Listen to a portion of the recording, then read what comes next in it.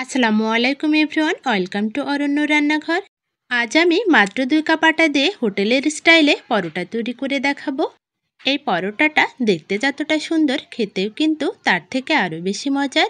আজকের এই হোটেলের স্টাইলে পরোটাটা আশা করছি আপনাদের কাছে খুবই ভালো লাগবে।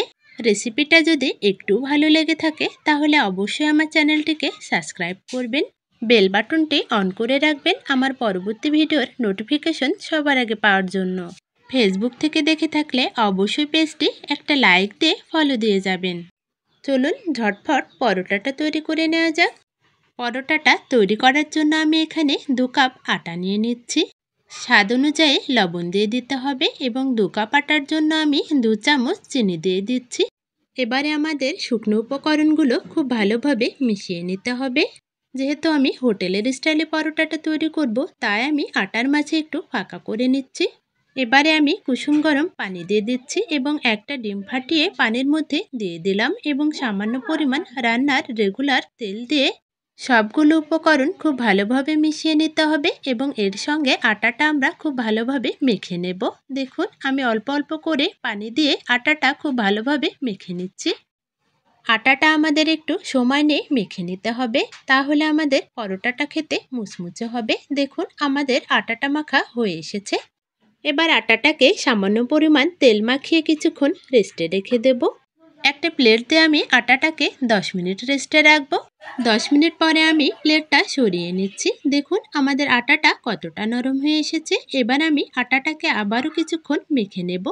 আটাটা খুব ভালোভাবে মাখা হয়ে আসলে আমি পরোটার সাইজ দিয়ে যে কটা লেচি হয় সেই কটা লেচি একে একে কেটে নেব। দেখুন, আমি লেচিগুলো কেটে নিচ্ছি। সবগুলো লেচি কাটা হয়ে আসলে আমি হাতের সাহায্যে লেচিগুলোকে গোল শেপ দিয়ে নেব। দেখুন, আমি কিভাবে লেচিগুলোকে গোল করে নিচ্ছি। আমার সবগুলো লেচি গোল করা হয়ে এসেছে। এবার আমি একটা লেচি নিয়ে বাকি লেচিগুলো আবারও একটা প্লেট দিয়ে ঢেকে রেখে দেব, যাতে করে ড্রাই না হয়ে যায়। এবার আমাদের রুটি তৈরি করার জন্য একটা পিঁড়ি নিতে হবে এবং রুটি তৈরি করার আগে পিঁড়ির উপর আমি খুব ভালোভাবে তেল মাখিয়ে নিচ্ছি। এবার পরোটা তৈরি করার জন্য বড় সাইজের একটা রুটি তৈরি করে নিতে হবে। দেখুন, আমি একটা বড় সাইজের রুটি বেলে নিচ্ছি। আমি রুটিটা বেলার সময় খুব পাতলা করে রুটিটা বেলবো। যতটা বড় হয় রুটিটা ততটা বড় করে রুটিটা আমি বেলে নিচ্ছি। দেখুন, আমি কতটা বড় করে রুটিটা বেলে নিয়েছি। আমাদের রুটিটা বেলা হয়ে এসেছে। দেখুন, আমি রুটিটার উপর সামান্য পরিমাণ তেল দিয়ে দিচ্ছি। তেলটা আমি খুব ভালোভাবে সারা রুটিতে লাগিয়ে নেব। দেখুন, আমি সারা রুটিতে তেলটা খুব ভালোভাবে লাগিয়ে নিচ্ছি। এবার আমি উপর থেকে কিছুটা আটা ছড়িয়ে দিচ্ছি। আটাগুলো এবার রুটির গায়ে খুব ভালোভাবে মাখিয়ে নিতে হবে এবং একটা খুন্তির সাহায্যে রুটির মাঝ বরাবর কেটে নিতে হবে। এবার আমাদের কাটা জায়গা থেকে রুটিটা খুব ভালোভাবে ভাঁজ করে নিতে হবে। দেখুন, আমি কিভাবে রুটিটা ভাঁজ করে নিচ্ছি। এভাবে কিন্তু আমাদের চেপে চেপে পুরোটা রুটি ভাঁজ দিয়ে দিতে হবে। এবার আমাদের রুটিটার উপর দিক থেকে খুব ভালোভাবে চেপে চেপে ভেতর দিকে ঢুকিয়ে দিতে হবে। দেখুন, আমি কিভাবে ঢুকিয়ে দিলাম। এবার আমাদের পিঠের উপর রেখে ঘুরিয়ে ঘুরিয়ে একটা বল বানিয়ে ফেলতে হবে। এবার বলটাকে খুব ভালোভাবে চাপাচাপি করে পরোটার জন্য একটা ঝোলা তৈরি করতে হবে। দেখুন, আমি চাপাচাপি করে একটা ঝোলা তৈরি করে নিয়েছি। এবার আমি বোঝার সুবিধার্থে আর একটা রুটি তৈরি করে দেখাচ্ছি। দেখুন, তার জন্য আমি একটা ডো নিলাম এবং খুব ভালোভাবে একটা বড় সাইজের পাতলা করে রুটি তৈরি করে নিচ্ছি। দেখুন, আমার রুটিটা তৈরি করা হয়ে এসেছে। এবার আমি রুটিটার উপর আবারও কিছুটা তেল দিয়ে দেব এবং পুরোটা রুটির উপর খুব ভালোভাবে তেলটা আমি মাখিয়ে নিচ্ছি। এবার কিছুটা ময়দা ছিটিয়ে দিচ্ছি। দেখুন, ময়দাটা ছিটানো হয়ে গেলে আমি পুরোটা রুটিতে খুব ভালোভাবে ময়দাটা মাখিয়ে নিচ্ছি। একটা খুন্তির সাহায্যে আবারও রুটিটা মাঝ বরাবর কেটে নিচ্ছি এবং পুরোটা রুটি আবারও আমি ঘুরিয়ে ঘুরিয়ে ভাঁজ দিয়ে দেব। দেখুন, আমি কিভাবে রুটিটার ভাঁজ দিয়ে দিচ্ছি। এবার আমাদের পেঁচানো রুটিটার উপরের মুখটা খুব ভালোভাবে ভিতরে ঢুকিয়ে দিতে হবে এবং হাতের সাহায্যে ঘুরিয়ে ঘুরিয়ে আবারও একটা বল তৈরি করে নিতে হবে। দেখুন, আমি কিভাবে বলটা তৈরি করে নিচ্ছি। এটা নিশ্চয় আপনারা দেখে বুঝে নিতে পারছেন। এভাবে আমি সবগুলো লেচি তৈরি করে নেব। দেখুন, আমার সবগুলো লেচি কিন্তু তৈরি করা হয়ে এসেছে। এবার আমি পরোটার জন্য যে লেচিটা প্রথমে তৈরি করেছিলাম সেই লেচিটা নিয়ে আমাদের পরোটাটা বেলে নিতে হবে। পরোটাটা আমরা উল্টে পাল্টে খুব ভালোভাবে বেলে নেব। পরোটাটা কিন্তু আমাদের একটু ভারী করেই বেলতে হবে, খুব বেশি পাতলা করা যাবে না। দেখুন, আমি উল্টে পাল্টে খুব ভালোভাবে পরোটাটা বেলে নিচ্ছি। দেখুন আমাদের পরোটাটা কিন্তু বেলা হয়ে এসেছে। এবার আমি এই পরোটাটা এক পাশে রেখে দিচ্ছি। আমি আবারও একটা পরোটা তৈরি করে দেখাচ্ছি। দেখুন তার জন্য আমি একটা লেচি নিয়ে আবারও উল্টে পাল্টে পরোটাটা খুব ভালোভাবে তৈরি করে নিচ্ছি। একইভাবে আমি সবকটা পরোটা তৈরি করে নেব।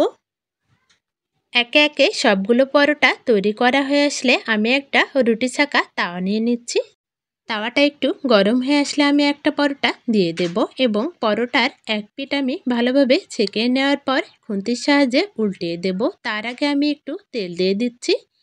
তেলটা দেওয়ার পর আমাদের পরোটাটা দিয়ে দিতে হবে এবং খুব ভালোভাবে উল্টে পাল্টে আমাদের চেপে চেপে পরোটাটা ছেঁকে নিতে হবে। দেখুন আমি কিভাবে চেপে চেপে ছেঁকে নিচ্ছি এবং মাঝে মাঝে উল্টিয়ে দিচ্ছি। পরোটাটা ছাকার সময় আমাদের চুলাটা মিডিয়ামে রাখতে হবে। খুব বেশি চুলাটা জোরে দেওয়া যাবে না, তাহলে কিন্তু আমাদের পরোটাটা উপর থেকে পুড়ে যেতে পারে এবং ভিতরটা কাঁচা থেকে যাবে। দেখুন আমাদের পরোটাটা কিন্তু ভাজা হয়ে এসেছে। পরোটার কালারটা কিন্তু অনেক সুন্দর এসেছে। পরোটাটা ভাজা হয়ে আসলে আমাদের পরোটাটা উঠিয়ে নিতে হবে। দেখুন আমি পরোটাটা উঠিয়ে নিচ্ছি। আবারও একটা পরোটা আমি ভেজে নেব। এক পাশ ভাজা হয়ে আসলে আমাদের পরোটাটা উঠিয়ে নিতে হবে এবং তাতে সামান্য পরিমাণ তেল ছড়িয়ে পরোটাটা দিয়ে দিতে হবে এবং উল্টে পাল্টে খুব ভালোভাবে ভেজে নিতে হবে। দেখুন আমি পরোটাটা অনবরত আবারও উল্টে পাল্টে ভেজে নিচ্ছি। খুব ভালোভাবে উল্টে পাল্টে কিন্তু চেপে চেপে আমাদের পরোটাটা ভাজতে হবে, না হলে কিন্তু ভিতর থেকে কাঁচা থেকে যেতে পারে। এভাবে আমাদের প্রত্যেকটা পরোটা সেঁকে নিতে হবে। দেখুন আমি একের পর এক প্রত্যেকটা পরোটা সেঁকে নিয়েছি। দেখুন আমাদের সবগুলো পরোটা ভাজা কিন্তু একদম রেডি। সবগুলো পরোটাই কিন্তু মাশাআল্লাহ অনেক সুন্দর হয়েছে। এবার আমি একটা পরোটা আপনাদের সাথে ছিঁড়ে শেয়ার করছি। দেখুন পরোটার ভিতরটাও কিন্তু খুব ভালোভাবে ভাজা হয়েছে। এই পরোটাটা খাওয়ার জন্য আমি আজ মুরগির মাংস রান্না করেছি। আপনারা চাইলে যে কোনো আলুর তরকারি বা সবজি দিয়েও পরোটাটা খেতে পারেন। আজকের মতো এখানেই বিদায় নিচ্ছি। সবাই ভালো থাকবেন, সুস্থ থাকবেন। আল্লাহ হাফেজ।